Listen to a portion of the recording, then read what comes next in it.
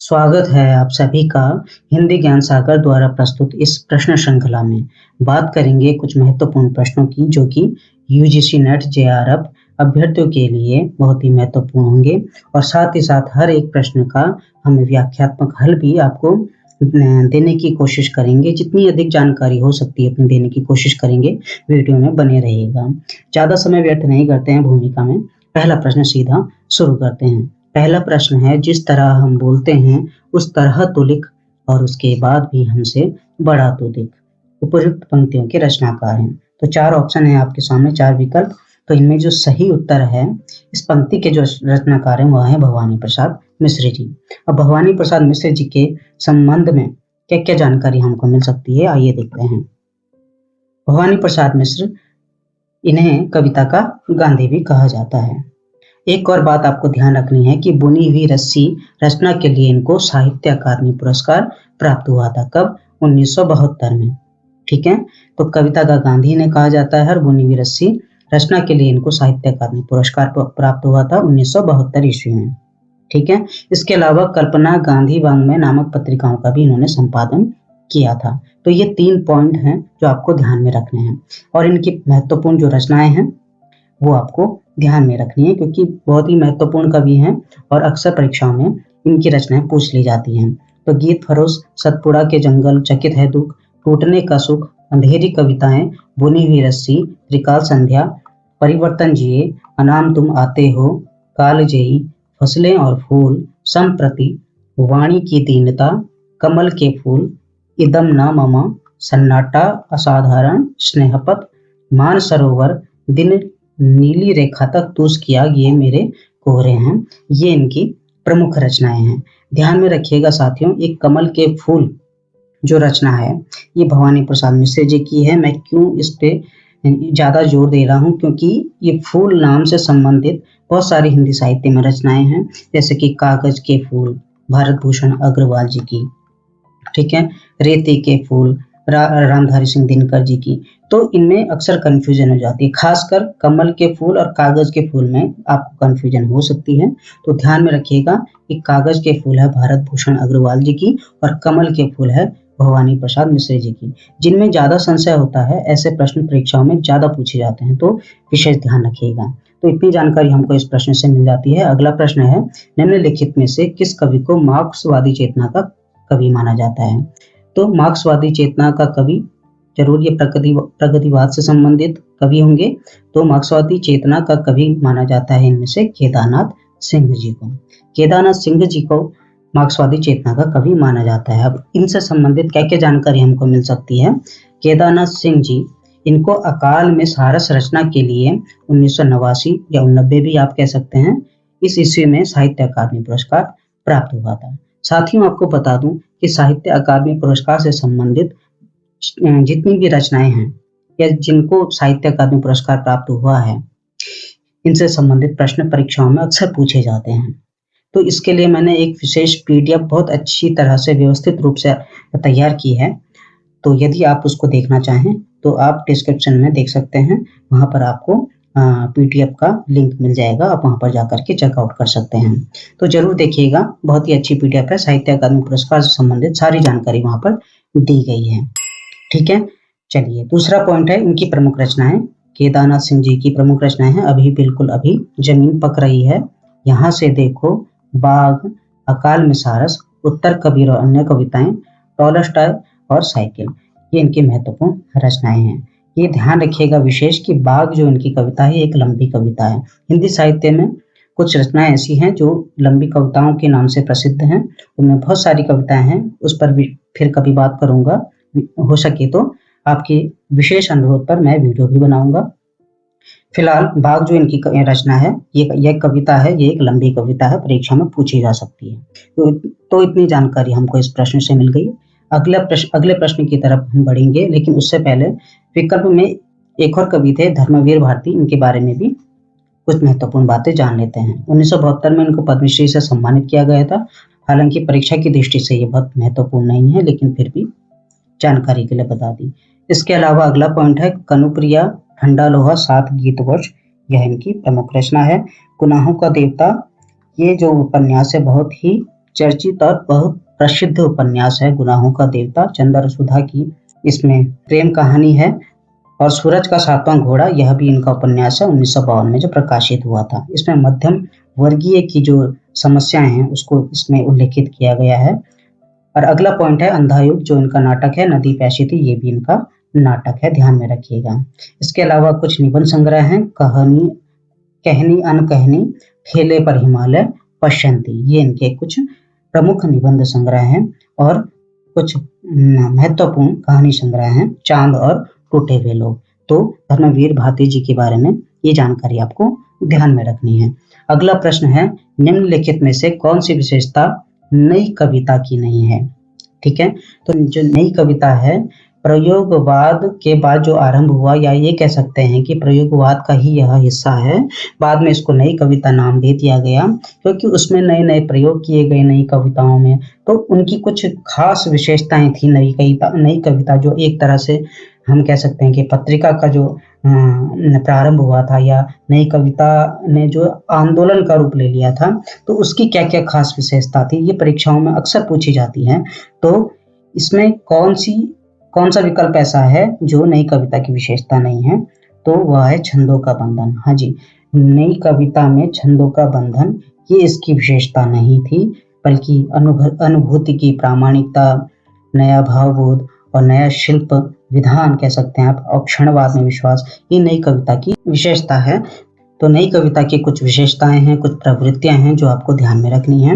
जैसे कि इसमें भाषाओं को लेकर के नए नए प्रयोग होने प्रारंभ हो गए थे। भाषाओं में इन्होंने प्रतीक, बिंब की शुरुआत कर दी थी।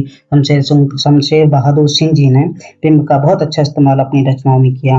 फांतेसी और विसंगति, इनका प्रयोग भी अपनी भाषाओं में देखने को मिलता है नई कविता के कवियों में।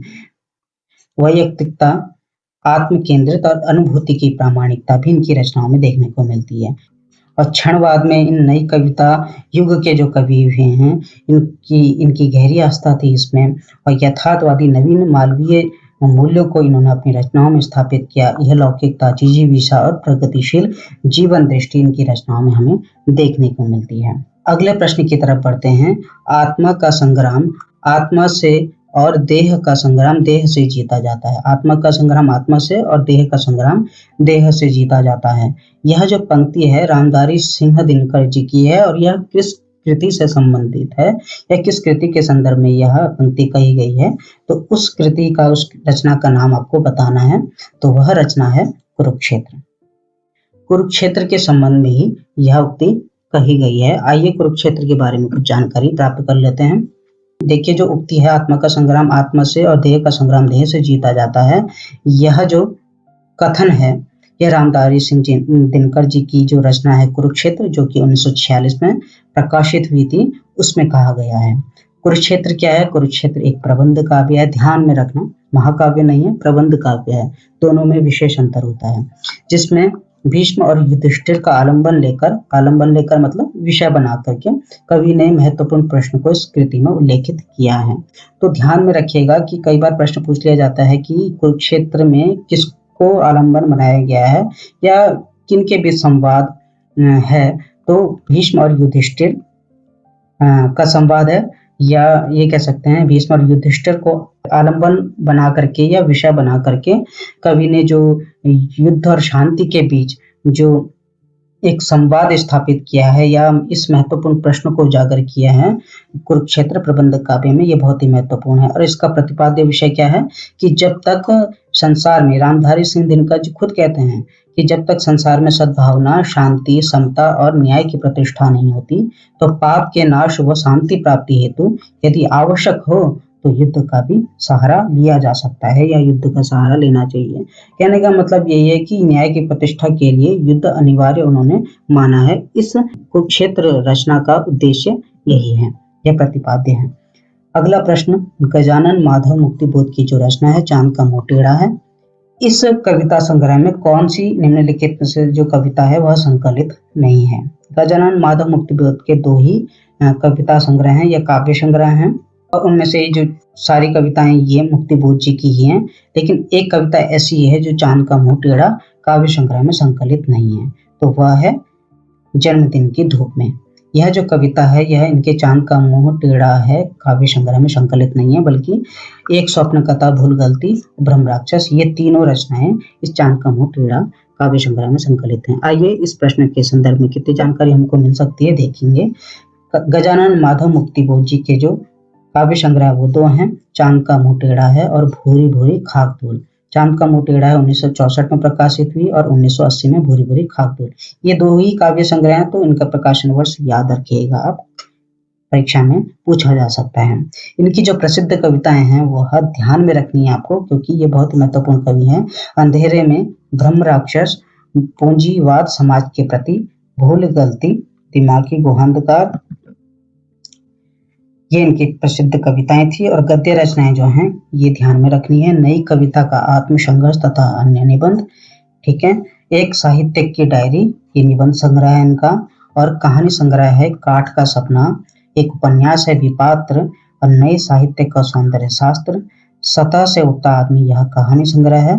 कामायनी एक पुनर्विचार, जो कि 1973 में प्रकाशित हुआ था, यह इनका आलोचनात्मक निबंध है। और समीक्षा की समस्याएं, ये इनकी कुल गद्य रचनाएं हैं, ठीक है।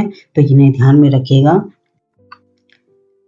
और भी इनके संबंध में कुछ स्मरण रखने योग्य तथ्य हैं, ध्यान में रखिएगा। स्मरणीय तथ्य हैं जो आपको इनके संबंध में याद रखने हैं कि इनकी एक गद्य रचना है भारत इतिहास और संस्कृति। इस पर 1962 में मध्य प्रदेश सरकार द्वारा प्रतिबंध लगा दिया गया था। कौन सी रचना पर? भारत इतिहास और संस्कृति। ये पूछा जा सकता है कि मुक्तिबोध जी की किस रचना पर प्रतिबंध लगा दिया गया था, तो वह रचना है भारत इतिहास और संस्कृति। यह एक गद्य रचना है। और इसके अलावा इनकी कविताओं को, किसकी? मुक्तिबोध जी की कविताओं को स्वाधीन भारत का इस्पाती ढांचा भी कहा जाता है। और यह कहा था किसने? शमशेर बहादुर सिंह जी ने, ठीक है। शमशेर बहादुर सिंह जी ने इनकी रचना को स्वाधीन भारत का इस्पाती ढांचा कहा था। और मुक्तिबोध को तीव्र इंद्रिय बोध का कवि भी कहा जाता है, भयानक खबरों का कवि भी कहा जाता है और फैंटेसी का कवि भी कहा जाता है। तो ये कुछ बिंदु हैं जो आपको संज्ञान में रखने हैं, ठीक है। चलिए बढ़ते हैं अगले प्रश्न की तरफ। अगला अंतिम प्रश्न है, कुरुक्षेत्र प्रबंध काव्य के प्रथम सर्ग का प्रारंभ किस पंक्ति से होता है? और इस प्रश्न का उत्तर मैं नहीं बताऊंगा, क्योंकि यह प्रश्न आपके लिए है। वैसे इस प्रश्न को मैंने अपने सोशल मीडिया, जो मेरे पेज हैं इंस्टाग्राम और फेसबुक पेज है, वहां पर आप जानते ही हैं, अगर आप वहां मुझसे जुड़े हैं तो मैं हिंदी साहित्य से संबंधित महत्वपूर्ण जानकारियां आप तक साझा करता रहता हूं। तो इस प्रश्न को भी मैंने वहां पर साझा किया था और साथ ही साथ इस प्रश्न का विस्तृत उत्तर भी मैंने वहां पर साझा किया था। तो अगर आपने उसे पढ़ा होगा तो आपको पता ही होगा। वैसे आसान प्रश्न है, आपको पता ही होगा। तो आप इस प्रश्न के संदर्भ में कितनी जानकारी जानते हैं? सबसे पहले तो इस प्रश्न का सही उत्तर, साथ में जितनी जानकारी आप जानते हैं, प्लीज कमेंट बॉक्स में लिखिएगा। ये आपका कर्तव्य है, क्योंकि यह प्रश्न आपके लिए मैं होमवर्क के रूप में दे रहा हूँ। तो आप जितनी भी जानकारी इस प्रश्न के संदर्भ में जानते हैं, प्लीज कमेंट बॉक्स में जरूर लिखिएगा, क्योंकि आप जितना लिखेंगे उतना ज्यादा आपका रिवीजन होगा। और आपके लिखने से न सिर्फ आपका रिवीजन होगा, बल्कि आपकी जानकारी को कोई और पढ़ेगा तो उसको भी कुछ नया सीखने को मिलेगा। तो ऐसे ही हर व्यक्ति लिखेगा, तो आप जब हर व्यक्ति का कमेंट पढ़ेंगे तो आपको इसी वीडियो के माध्यम से बहुत सारी जानकारी आपको सीखने को मिल जाएगी। तो कमेंट में इस प्रश्न के संदर्भ में जितनी जानकारी आपको आती है प्लीज लिखिएगा। तो इस वीडियो में इतने प्रश्न ही।